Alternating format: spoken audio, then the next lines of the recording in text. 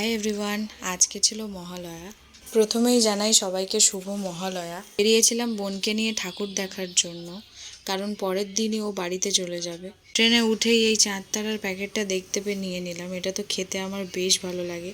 আমি বিধাননগর, সেখান থেকেই হেঁটে হেঁটে যাচ্ছিলাম শ্রীভূমির ঠাকুরটা দেখার জন্য। হাঁটতে হাঁটতে আইসক্রিমের দোকান দেখতে পেয়ে একটা আইসক্রিম নিয়ে নিলাম।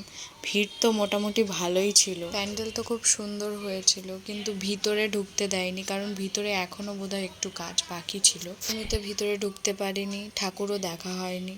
বাইরে থেকে প্যান্ডেলটা দেখেই চলে এসেছিলাম। আমরা অলরেডি লেট ছিলাম, তাই জন্য তাড়াতাড়ি করে ওখান থেকে বেরিয়ে এলাম, কারণ ট্রেন ছিল। এরপর ছিল 4:50-এর ট্রেন, ওটা মিস করলে তারপরে ছিল 6:12-তে ট্রেন, তো অনেকটাই লেট হয়ে যেত।